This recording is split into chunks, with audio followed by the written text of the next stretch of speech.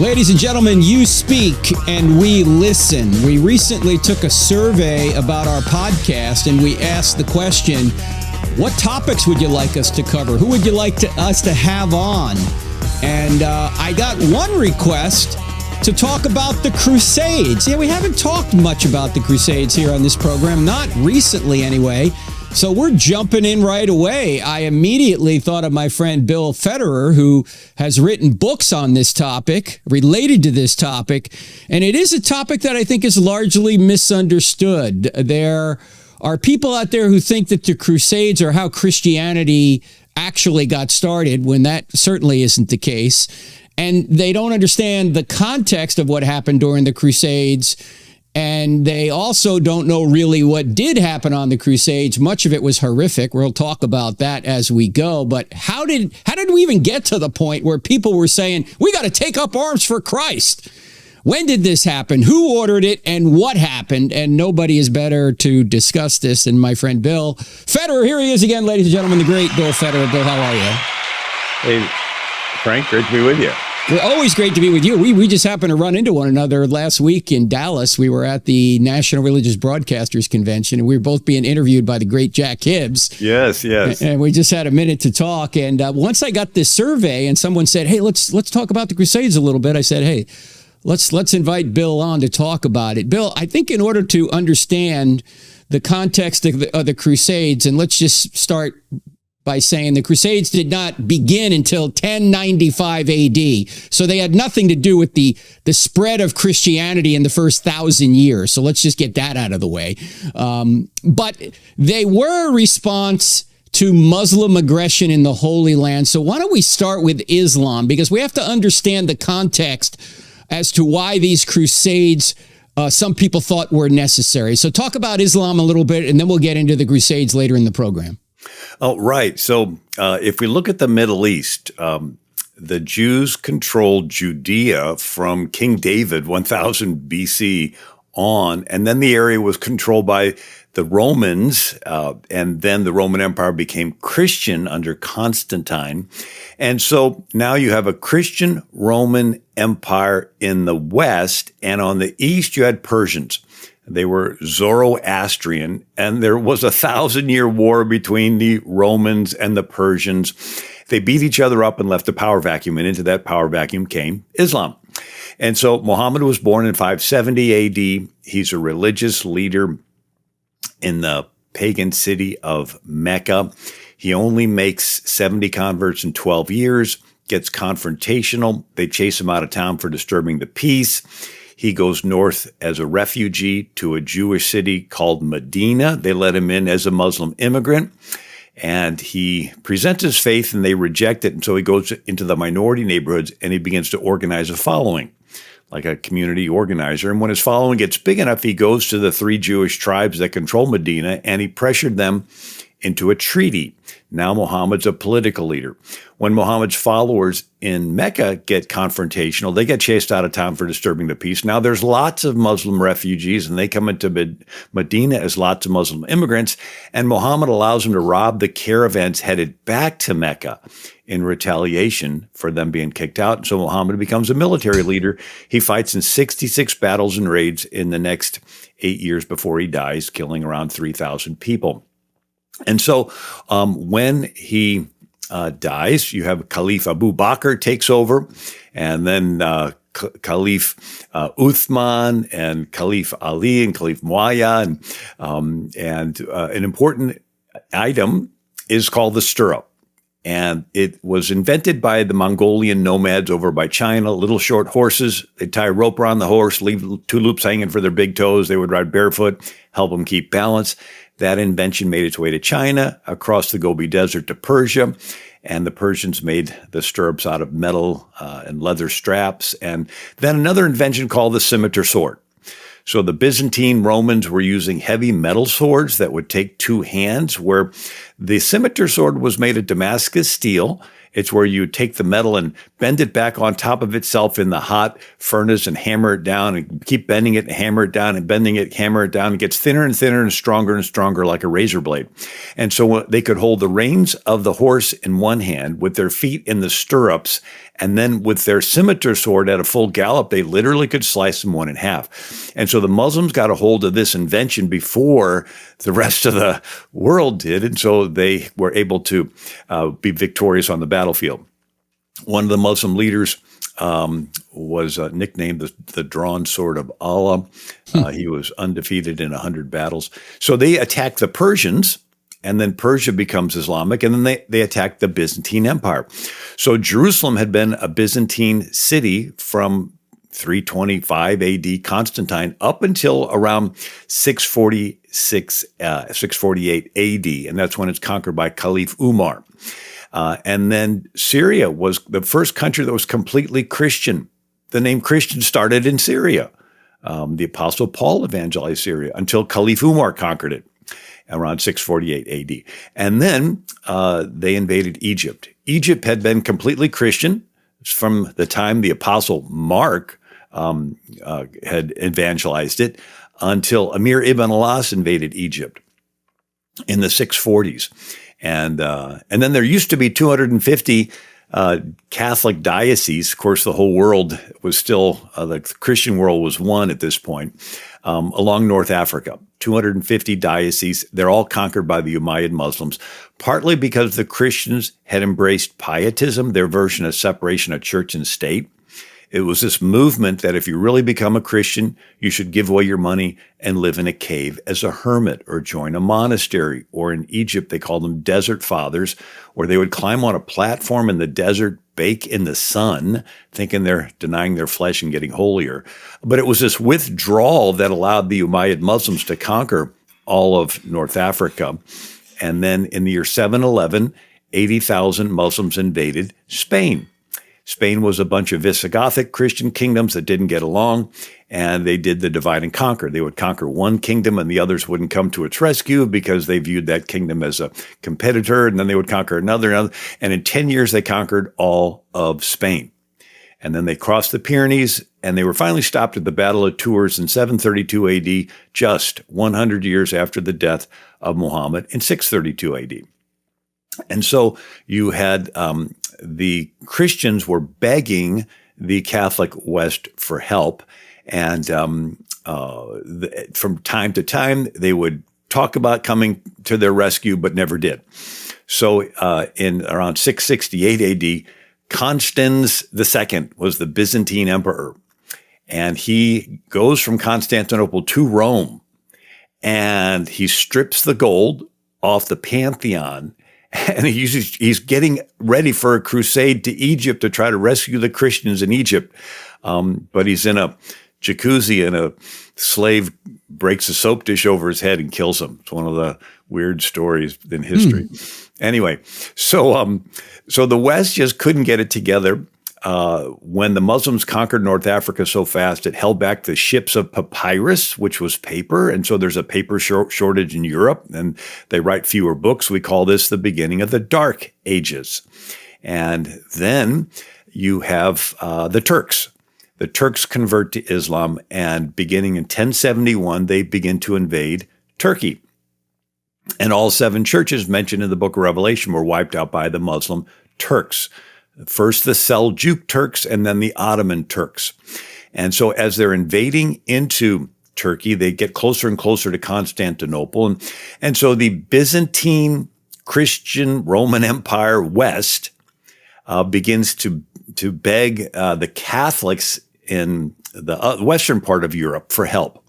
In the year 1054 AD is when the Greek Orthodox and the Roman Catholic split. It was called the Great Schism. It's the divorce of all divorces, right? It was over 2 words in the Nicene Creed. The Greeks said the Holy Spirit proceeded from the Father, and the Catholic West said the Holy Spirit proceeded from the Father and the Son. So in Greek, it's and son. And anyway, that was the divorce. And so the Byzantine Christians thought they were the true Christians because they spoke Greek, the language of the New Testament. But it was a big humbling of them to ask the West for help. And they finally send help. It's called the Crusades. All right. Well, here's the music. Let's get to it right after the break with that background. We're talking to Dr. Bill Federer. We're talking about the Crusades. A lot more after the break. Don't go anywhere. Back in 2 minutes.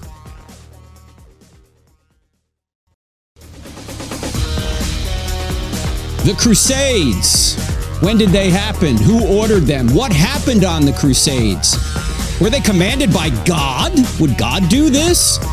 We're talking about it with my friend Bill Federer. AmericanMinute.com is his website, ladies and gentlemen. AmericanMinute.com. He actually has a book related to this we're going to get into. And Bill, if I remember correctly, Muhammad died in 632 AD, as you mentioned. And by 638 AD, Muslims had taken over Jerusalem.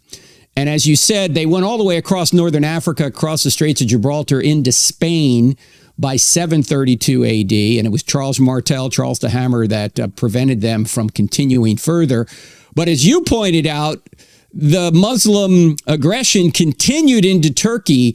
And I think we left off right about 1054 before the break. Pick it up from there and then bring us on into the Crusades. Sure. Well, a couple things to fill in. Mm-hmm. When the Muslims conquered Christian areas, they did not force the Christians to become Muslim.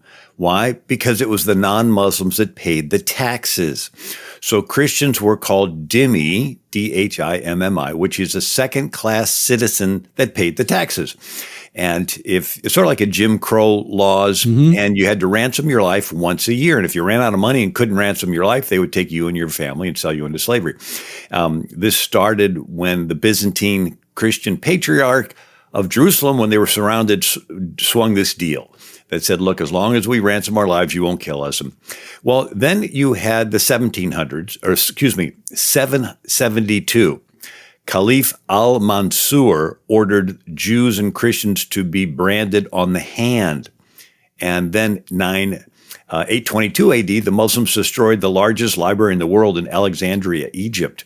And then in 923 AD, Sharia Muslims began to destroy the church in Jerusalem. And then in the 830... The Church of the Holy Sepulchre? Well, churches in Jerusalem. Oh, churches in Jerusalem. It was in 937 AD that they plundered the Church of the Holy Sepulchre, the Church at Calvary, the Church of the Resurrection. 832 AD, 11,000 Muslims invaded Rome, Italy, and trashed the Basilica of St. Peter's and the bones of St. Peter. Then they trashed the church St. Paul outside the walls, and they trashed the bones of St. Paul. And it was after that that Pope Leo decided to build a 39-foot wall around the Vatican. And so they were raiding the coasts of France, entire areas of Italy. They would abandon their city on the coast and move up into the mountains because of the Muslim attacks. Muslims would take and bring people into slavery into North Africa. They enslaved an estimated million or 2 million Europeans, but about 180 million Africans. So there were whole orders in Europe called the Trinitarians, and they would collect alms at church services to ransom back your friend who was captured by the Muslim pirates. Did you say 180 million Africans? Right, yeah. So that you had like 700 years of slavery. Over 700 years. Timbuktu was a big Muslim slave trading city where the canoe meets the caravan in Niger. Khartoum, Tanzania, the Zanzibar coast. These were all Muslim slave. Muhammad owned slaves. He owned black slaves. Muhammad was a white Arab. And so they would sell them throughout and then they in some areas, they would demand the Christians not just pay taxes, but pay taxes in their sons. It was called the Dev Shurma, the blood tax. And so every conquered village would have to give a half dozen or a dozen of their boys to the Muslims every year that they would train to be Janissary soldiers to attack the Christians. They were the first full-time army in Europe. In Egypt, they would capture the Christians and make them part of their cavalry called the Mamluks. And but then they had to convert and become Muslim. And then if they were handsome, pretty, they became coqueques, which was the sodomy of the Turks. I won't get into all that. In the year 1004, the Caliph al-Hakim bin Amir Allah began a 10-year persecution where thousands were forced to convert to Islam or die, and about 30,000 churches were destroyed. And Caliph al-Hakim destroyed the Church of the Holy Sepulchre in Jerusalem. So the church had been there. Christians were going on pilgrimage. They would come back to Europe and they would give reports about how the Christians are being treated. 1075, the Muslim Seljuk Turks captured Jerusalem from the Arab Muslims. There's two different types of Muslims. We got the Turkish Muslims and the Arabs. Gregory Bar Hebraeus, a Syrian Orthodox church leader, described what happened. He says that the Turkish Muslims, having seen very much modesty and other habits of this kind among the Christian people, they loved them at first, but then their love turned to intense hatred. And then they had reports of beheadings. You had the Vikings, which got called Normans. They captured Normandy, the central part of France, and then William the Norman conquered England in 1066. But Robert the Norman came down and captured Sicily and parts of Italy from the Muslims that they had captured. So you have this pushback from Christian Vikings. Years ago, I went to Constantinople or Istanbul, and we were at the big Hagia Sophia cathedral. And the second floor, they have a balcony and with a marble railing, and carved in there was a Viking graffiti, like these square type of letters and everything, because the Vikings had conquered Istanbul for a short time. Italian cities of Pisa, Genoa, Catalonia fought these Muslims' raid. Majorca, Sardinia, 1071, Muslims inflicted a major defeat on the Byzantine Christians at the Battle of Mazikert. And this is when they began to invade. And the Eastern Christians are begging the Western Christians for help. And so the first Byzantine emperor to call for help is Alexis I Komnenos. And again, he had to humble himself because the Greeks thought they were the true Christians and they viewed the Catholic West as the church split. Then you had the Muslims destroy churches, including the Church of St. Nicholas. So St. Nicholas was the most popular Greek saint. St. Nicholas is to Greek Orthodox what St. Peter is to Roman Catholics. He lived during Roman times, gave to the poor, but they moved his bones to Italy in the year 1087. And so now the Pope, Urban II, is receiving the bones of the most popular Greek saints, and he's like, okay, this is getting serious. And so Pope Urban II goes to the Council of Clermont and begs them to send help to the Greeks. And he gave a speech, and it's recorded. He says the invading Islamists compel them to extend their necks and then attacking them with naked swords attempt to cut through the neck in a single blow. That was reported by Robert the Monk in the medieval source book, which is kept at Fordham University. So Spain, they had crusades for 700 years, and they drove the Muslims out of Toledo and Leon, and finally from Granada. And so Spain is fighting their crusades, and they thought, okay, well, let's get a crusade to drive the Muslims out of the Holy Land, which all used to be Christian. So the first crusade, they show up to Alexis I Komnenos. He expected them to say, we're here to help, where do you need us? But instead, they take sort of the attitude of, we're here, we'll be in charge. And they said, we want the golden apple. We want Jerusalem. And whereas Alexis I Komnenos said, look, I just want to capture the next town and then work our way back to Jerusalem. But the Western Crusaders are like, no, we'll do this. And they do. They capture Jerusalem, but they have not captured the land in between. So all they have is this tenuous supply line. But for 100 years, these crusaders control the Holy Land. And they have, their kingdoms, and they're set it up. And but the Muslims are disorganized. But then you have their leaders begin to coalesce, Saladin and others. So Bill, you let me ask you a couple of things about Pope Urban II, who ordered this crusade now in 1095 A.D. I'm reading, and I just want to get your take on it, that in a speech you just mentioned, the Council of Clermont in 1095, he promised significant spiritual rewards to those who joined the First Crusade, and his primary promise was the remission of sins, a full absolution for all past sins for those who had participated in the crusade with genuine devotion. And he assured that even those who died during the campaign, whether in battle or on the journey, would receive immediate forgiveness and eternal salvation. Sounds a lot like almost like an indulgence. Like, it's not by faith alone. If you do this, you're going to be absolved, and you're going to make it right to eternal life. Is that what he actually did? Yeah. So this is what 5 centuries before the Reformation. Yes, of course. And so this is 4 centuries before the invention of the printing press. Mm-hmm. Martin Luther was not even allowed to read the Bible till after he became a priest.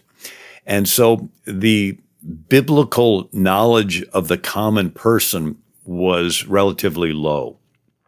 And so, the Pope, the attitude was that all the good works that people did were sort of saved up, and he could dispense them. This is why Martin Luther wrote his 95 Theses, to say, well, if he can dispense all these good works, why doesn't he just do it out of the goodness of his heart? Why does he need contributions? Anyway. But you are right. They did make these promises that are not based on Scripture. Well, this is what we forget here living in the West. We have Bibles all over our house. We have it on our phone. We have it everywhere. We take it for granted that, well, why didn't they just read the Bible and realize that they could have been saved by faith, or by grace through faith, not of works? They don't have to go on a crusade in order to earn eternal life. I mean, this sounds a lot like jihad, which is the only sure way to know you're making it to paradise, according to Islam. You can, if you die as a martyr in jihad, you're in. It's what this sounds like. Yeah. So with the Crusaders' knowledge of the Scriptures was relatively low. They were promised these things. Now, it's a little bit different. In Islam, they promise if you die in jihad, you'll go to paradise, but their paradise is 72 virgins. But, well, we'll pick it up right after the break. We're talking to Bill Federer. We're getting the context set before we talk about specifically what happened on the Crusades, so don't go anywhere. You're listening to I Don't Have Enough Faith to Be an Atheist with me, Frank Turk. By the way, it's also a podcast by the same name, I Don't Have Enough Faith to Be an Atheist. Back in 2 minutes.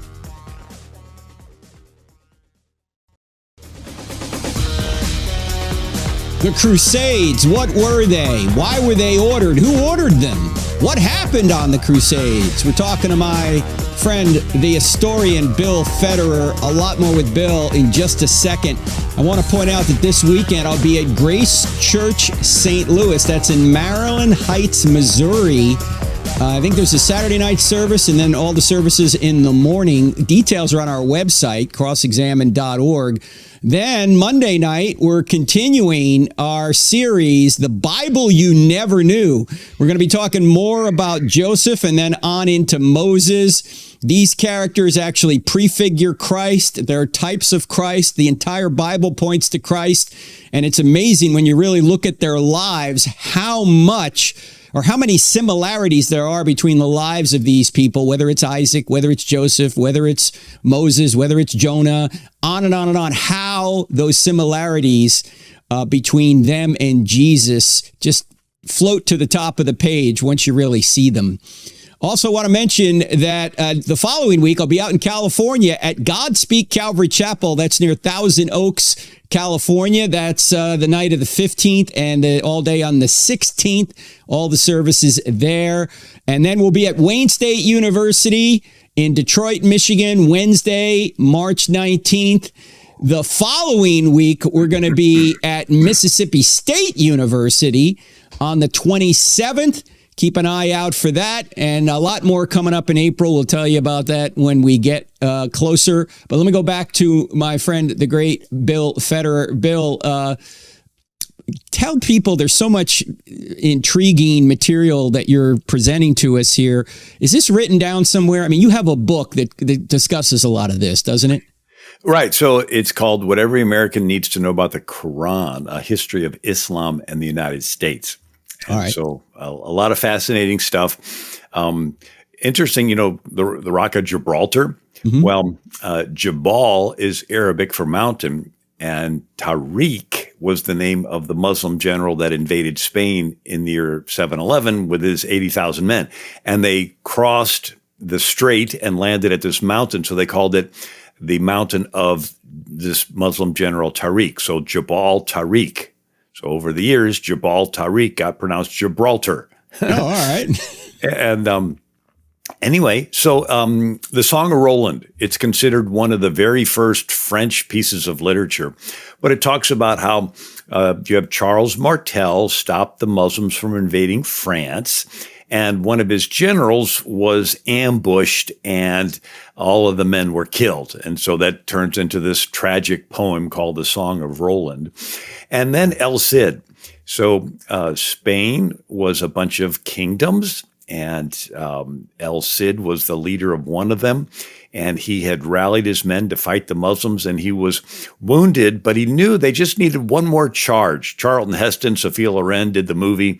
I met Charlton Heston a long time ago. He endorsed me when I ran for Congress. Anyway, so Charlton Heston is El Cid, and he's wounded, but he knows just one more charge and they'll win. So he tells him to strap his body to the horse with a board up his back, and then they slap his horse and open the gates of the castle, and he rides off, and all the men ride off behind him, and they fight and they win. And then after the victory, there's like, where's El Cid? And he's like, drooped over his horse. And it's one of those chick flicks, Sure, anyway, yeah. Wait a minute, Bill. I can't let this go because you actually had Moses endorse you for Congress. That's pretty good. Yeah. He was the head of the NRA at the time. And so you had these Christians begging for help. And so, again, the First Crusade was 1095. And then you had the Second Crusade. So the First Crusade worked, excuse me, and you had the Christian Catholic West control the Holy Land. Godfrey of de Bouillon, he was in charge. It lasted for 100 years, and then it fell. And then you had Bernard of Clairvaux in 1147 calling for a second crusade.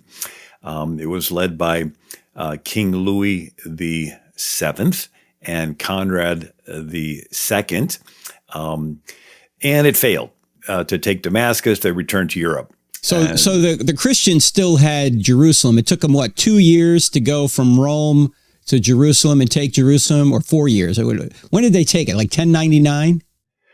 Yes, yeah, and so it.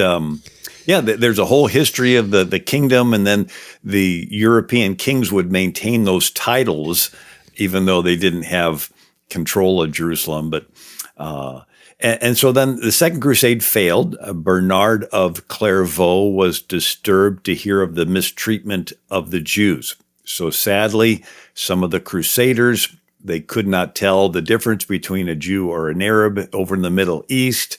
I know that it seems strange, but and the same thing with some of the Egyptian Christians called Coptics, mm-hmm. and even some of the Armenian Christians that have lasted, through the centuries. And so these Crusaders were Western Christians, and they viewed anything that was Eastern with suspicion. Third Crusade, you have the Frederick of Prussia, or Frederick Barbarossa. He's a German. Barbarossa means Redbeard. And so he's going with two other kings, Philip II of France and Richard I of England, and they're going to try to take back Turkey and then Jerusalem. And they've got 100,000 men. It looks like it's going to be a successful crusade. But as they're crossing a river in Turkey, the horse bucks, Barbossa falls off and drowns in 2 feet of water because he's wearing heavy metal armor, and the people all can't get off their horses in time to get him out of the water, and he dies. And so the crusade is confused. A bunch of the Germans go back, and so now it's just Richard and Philip. And they're laying siege. You have the Muslim leader Saladin, and he is now in control of Jerusalem. He swings a deal. It's quite interesting when you read the records. Richard is in the plain, and he's amazed that after all the fighting, the Muslims still have their soldiers on the walls of Jerusalem, not realizing that Saladin was propping dead bodies up. and they're standing at attention. And then it's really hot. And so Saladin takes some snow and puts it in a chest and has his men delivered to Richard in the valley, like, oh, here's some ice to, keep you cool. So it's sort of a mind, game. And one day, Richard wakes up and Philip of France is gone. And he's going back to France to try to take Normandy, which was an area controlled by Richard the Lionheart. And so Richard tries to swing a quick deal and go back to Europe. He makes it so that all the Christians will be released from Jerusalem. But if they couldn't pay their ransom, Saladin wouldn't let them go, and he sold them into slavery, thousands of them. And then Richard's on his way back to Europe. His ship gets wrecked. He decides to go back across land, but he has to go through some kingdoms of some of the other generals that he offended because, they capture a castle and the other soldiers would put their flag, their standard up, and Richard would throw it down and put up his standard. And so he wasn't somebody that you got along well. But now he has to cross through their kingdoms, and he's captured, and he's put in a jail cell in a tower.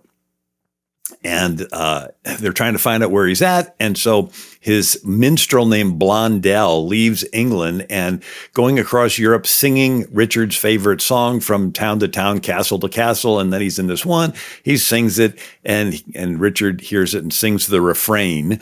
And so that's how they know what castle he was in. And they have to raise a king's ransom to get him out. And so who's back in charge of England but his brother, King John?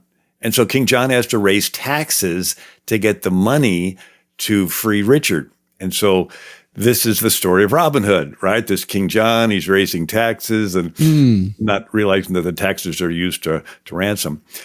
Richard is ransomed, comes back, rules for 5 years. He's killed, taken back a castle in Normandy that Philip II had got. And so now King John, his brother King John is in charge of England, and he is oppressive, and he is surrounded and forced to sign the Magna Carta in 1215 AD to recognize the rights of the civilians. So that's a famous document, the Magna Carta. And then you have the Fourth Crusade, which was a fiasco. The Doge of Venice, that's like the Duke, and he raises money and he realizes that he's not going to recoup it. Because there's not a lot of money left in Jerusalem. And so he stops off in Constantinople, and the people in Constantinople have this great chain that goes across the harbor so ships can't get in. But they see all these ships from Europe, and they're like, okay, they've helped us with 3 other crusades, and so they let the chain down, and they come in, and the Fourth Crusade rapes and pillages Constantinople. And so the Venetians take over Constantinople for like 57 years, and they take all the gold that they can, ship it back to Venice, Italy. And so that's when Venice gets really wealthy. And now Constantinople, the Byzantine Empire, is bankrupt. And so the Muslims will come into a town and say, hey, your emperor is making you pay money. If you let us take over your town, you won't have to pay taxes. And they're like, really? Promise? Yes. As soon as they let them happen, they say, we lied. You not only have to pay taxes, you're going to have to give up your sons to put as janissaries. And that was sad. Now we're up to the Fifth Crusade. the fourth consul of Lateran proposed this crusade with the force of Hungary and Austria joining, and they to take back Jerusalem 1219. They capture an area in Egypt, but they made the mistake of attacking Cairo, and the Sultan Malik el-Kamini, brother of Saladin, opens the dams of the Nile, forcing the Crusaders to retreat. During this time, you have St. Francis of Assisi. He leaves Assisi in Italy. I've been there. It's a beautiful little town on the top of a mountain there. But he leaves Assisi and he goes over to Egypt, and he's going to witness to the Sultan. And they're like, you're crazy. But he begins to walk across no man's land. And the story is that like a tiger charged him, but then sat down at his feet and he petted it. And so these Muslims like, this is a holy man. So he goes in there and he witnesses to the Sultan and tells him that he wants to convert him to Christianity. And the Sultan's like, not sure. And he challenges them to walk through a fire. He says, you have your imams walk through the fire. I'll walk through the fire. Whoever comes out alive on the other side, you'll believe, right? And the imams are like, no, let's not do this. And so the Sultan says, look, I'll give you some gold. You're a courageous guy. He says, no, I don't want gold. I want your soul. And he says, well, pray for me. And anyway, he leaves. And so that's the Fifth Crusade. All right, we'll pick it up right after the break. This is exciting stuff. We're talking the Crusades, ladies and gentlemen, with Bill Federer. AmericanMinute.com, AmericanMinute.com. Much more on the I Don't Have Enough Faith to Be an Atheist radio program and podcast. Back in 2.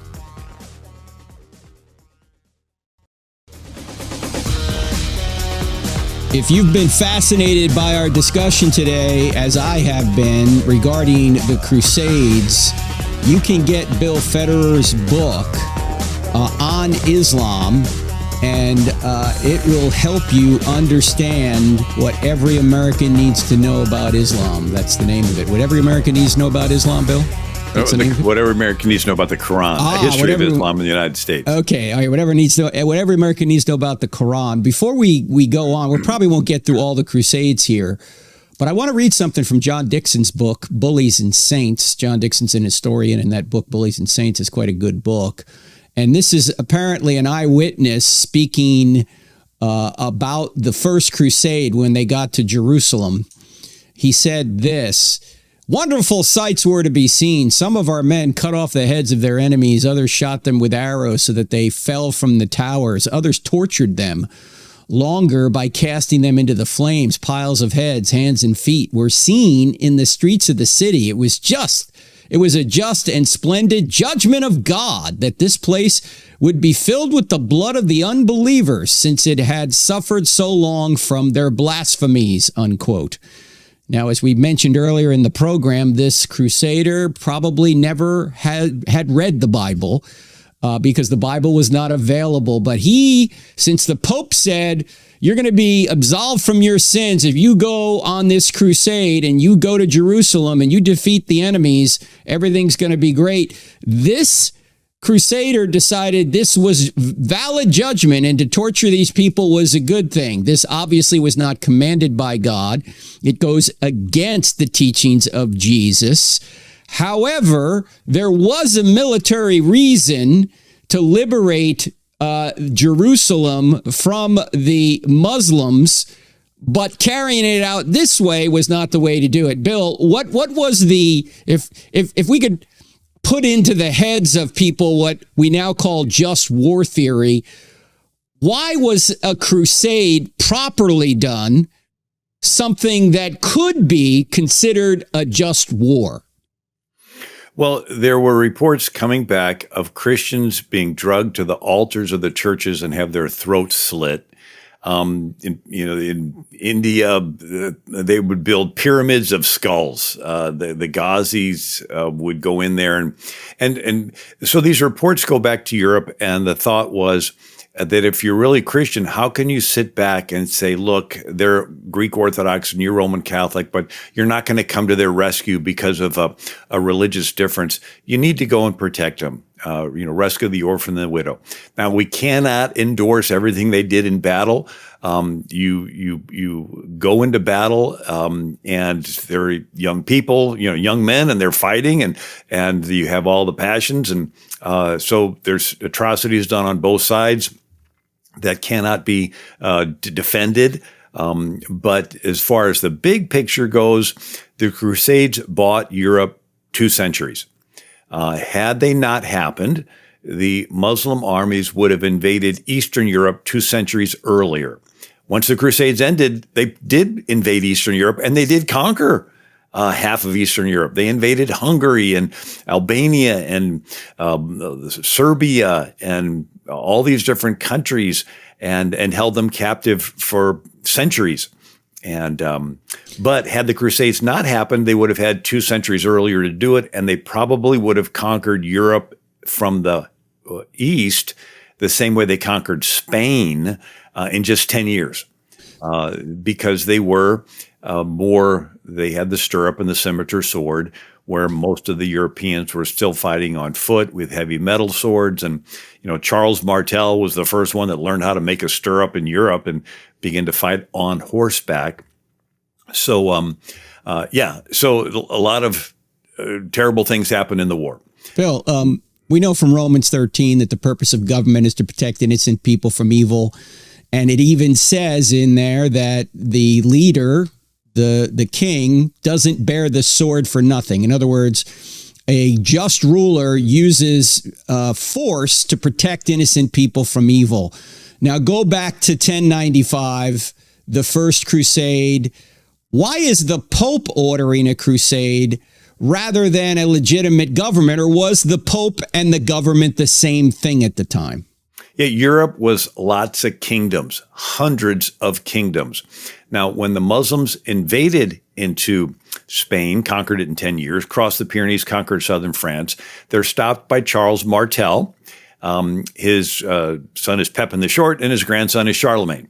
And so the Pope crowns Charlemagne as the Holy Roman Emperor, which means you have double duty. Not just are you supposed to protect France, you're supposed to protect all of Christendom. So the Crusades gave Europe the concept of Europe, of Christendom.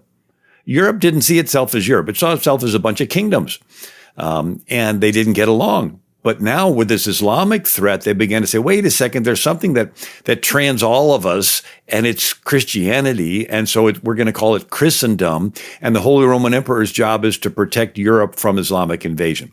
And so that's Charles Martel. The Pope goes to this Council of Clermont with all these kings, with the Holy Roman Emperor at the time, and begs them for help. And he doesn't organize, he just gives the plea. And then it's the European kings that take up the torch and say, we have to come to the rescue. Even today, you have people saying, look, we got to go and get involved in this war on the other side of the world, right? And they're trying to justify it. Now, the Sixth Crusade is interesting because it was done through negotiation. It was Frederick I, and he was the Holy Roman Emperor, and 1228 AD. He goes over and he agrees diplomatically to get back Jerusalem and Nazareth and Bethlehem. But he had offended the Pope by not fulfilling a vow, and so he was excommunicated. And the Pope said, since he was a bad guy and he negotiated this deal, we're not going to honor the deal. It's like, you could have just, it's like, you could have traded mineral rights and ended the war right then. But no, so that was sad. Then you have Genghis Khan, and he conquers from Korea to Hungary to Russia, kills 30 million people. And now we have a third entity in the Crusade picture. We have the Christian West, we have the Islamic Turks, and now we have the Mongols. And so the Mongols invade, and there's even letters between the King Louis of France and the Muslim Khan saying, "Hey, let's team up together against the Muslims." So the Muslims are teaming up against Muslims? No, excuse me. The Mongols. Oh, the Mongols. Okay, so I'm looking at the clock trying to see how much information I can squeeze in. And what year is this, Bill? What year is this? So this is like 1250. Okay, all right. So it's Hulagu Khan. He's the grandson of Genghis Khan, and he destroys the Muslim caliphate in Baghdad. And he is having to face the assassins. So the Muslims, they would fight you in battle, but they had a second thing, and it was they would get people high on hashish, soldiers, take them to a harem where they'd have a good time. They'd pass out, and then they would take them back where they took them from. And then they said, you just went to paradise. And if you die killing this Muslim leader, you'll go back to this sex party. And so they called them Hashashins because they smoked hashish. And so the word Hashashin got later pronounced assassin. So the very word assassin is an Islamic word of Muslims that would sneak in. So they would sneak into the Mongolian camp and try to assassinate the leader. And then they would wait to get killed because they thought that they did their job and then they were going to go to paradise.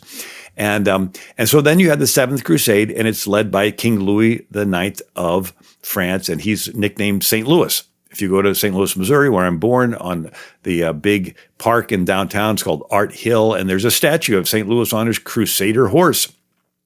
And he led the 7th and 8th Crusades. Then you have Marco Polo, and he goes from Venice, Italy, over to China, and he's working for Kublai Khan, the grandson of Genghis Khan, and he comes back to Europe. And then you have the thugs. These were Muslims that would attack caravans and kill them all and keep control. Then you had the 9th Crusade, 1271. Edward I, the future king of England, undertook the 9th Crusade to help Syria. He accomplished little, made a truce the following year. Tripoli in present-day Lebanon fell to the Mamluk Sultan, 1289, and then Acre fell. And then finally, the last stages of Christian rule ended in 1291. And so once the supply lines were cut off, the kingdoms, and if you go to, I've been to Israel once, but they can show you the hill of Hattim, where they basically, they had rushed into Jerusalem and Capernaum, and they went to the Crusaders. They said, quick, send help. And so these guys just drop what they're doing and ride out, not doing any, surveillance. And they go up to this hill, and they're surrounded by like 100,000 Muslims. And they just fight. They're all dead. And that's the end of the Crusades. So St. Thomas Aquinas lived during this time. And he said, Muhammad seduced the people by promises of carnal pleasure, to which the concupiscence of the flesh goads us, and he gave free rein to carnal pleasure. In all this, it was not unexpected, as he was obeyed by carnal men.